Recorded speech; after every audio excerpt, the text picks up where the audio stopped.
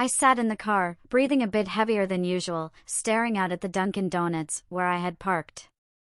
It was late, around 10 p.m., and while the recent warm weather had cooled off, you could still see your breath in the air, broken up by the occasional raindrop. The weather hardly mattered tonight, though.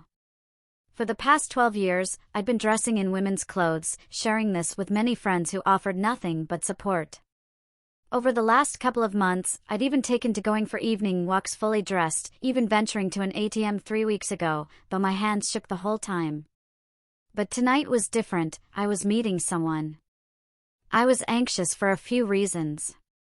First, I was far from passable. I was a big guy, with no real wig to speak of. I hadn't bothered with all the details, like shaving or dyeing body hair, or toning my body. To top it off, I was expected at a friend's house later, so I had a change of regular clothes waiting. My makeup was minimal and easily removed. The second worry was my femme persona, a teenager, around 14, who was flirty, silly, and obsessed with being cute. It was a persona I faked easily, but at 14, I didn't pass for a girl, or anyone that young. Still, my femme side was what it was, so I dressed for it. I wore clothes and accessories designed for the opposite gender. Starting from the inside, I had on a green thong with prep written in pink letters and a cotton candy pink bra. While some might be surprised that I didn't go for ultra-feminine styles, not all girls wear skirts all the time. I had on camouflage-patterned capri pants, with ties at the waist and the legs, and shiny bronze pockets with zippers. The top 2 inches were covered in gold sequins, clearly made for a woman, not a man. Pink flip-flops completed the look, each step echoing with a satisfying sound. Up top, I got a little more daring. I had struggled with which shirt to wear, almost going for one that said "Buy me things in pink" script, or my classic "I make good boys bad." In the end, I picked a light pink, sheer enough to show the outline of my bra, with a Barbie logo in pink foil. The shirt ended just above my waist, letting the sequins of my pants shine through. I topped it with a small denim vest that was more for fashion than function, showing off what little I had up top. My arms were loaded with white and pink rubber bracelets that said "Rebel" and "Fabulous", along with a charm bracelet that jingled with sayings like "Dorks love me" and "I live to cheer". Around my neck was a cheerleader charm with a megaphone, and I wore a pink sequin skull cap with a backwards pink trucker hat. I looked in the mirror, reapplied my frosted pink lipstick, and was ready. Trendy, but not quite pretty, just how I liked it. I grabbed a furry pink wallet as a purse, with a ribbon for a strap, and a disposable camera, then took a breath and opened the car door just as the clock hit 10 p.m., closing time. The store appeared empty. I grabbed a bottle of water and waited, feeling frozen in place. Eventually, a girl in her mid-20s rounded the corner. She seemed to notice my unorthodox appearance, but she pushed on, wearing her Dunkin uniform. She looked like she might be a college student, a little worn from the job, but still cheerful enough. "Can I, help you?" she asked, clearly choosing to pretend I didn't look out of place. I had my story ready. There was no way I was going to admit this was my idea. "Yeah, I lost a bet with my little sister, and now she's making me buy her a bottle of water while dressed like this." I raised the camera. "And I have to ask if you'd take a picture of me here to prove I really did it." At that moment, a guy in his late teens appeared behind the counter, not even bothering to hide his grin. He seemed a bit unsure, maybe he thought I was crazy, but clearly intrigued. I repeated my story for his benefit as the girl opened the register for what was shaping up to be the oddest transaction of the night. I got a little bolder and added that I'd bet the Red Sox would do worse this season.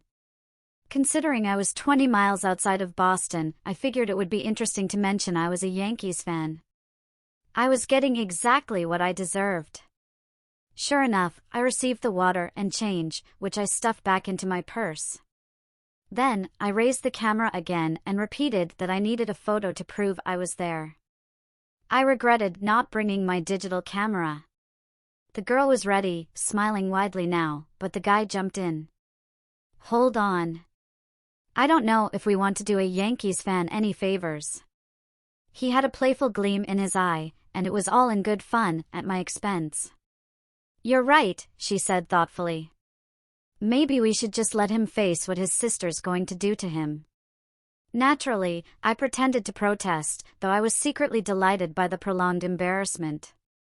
The two behind the counter were thoroughly enjoying my discomfort and throwing out even wilder ideas. He should buy us something from McDonald's first. Or get a Red Sox hat, a pink one. I was both thrilled and terrified. Eventually, they decided I should blow a kiss for the camera. I struck the embarrassing pose, the flash went off, and I thanked them before heading back to my car, shaking with a mix of relief, excitement, and nerves. I was a bit let down, though. What had I expected? To be the center of attention at a party? Surprisingly, the donut shop experience had boosted my confidence. Not really, but I felt like celebrating. I decided to take a walk down a suburban highway.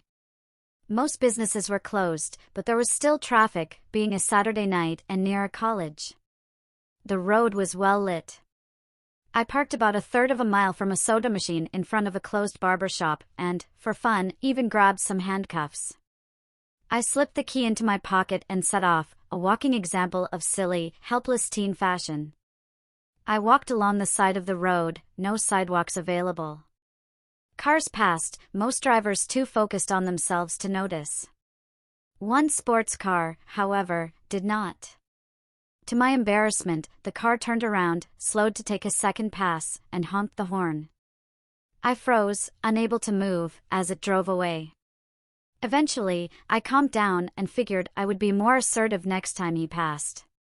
It crossed my mind that I might have been recognized 10 miles from home, but I doubted it.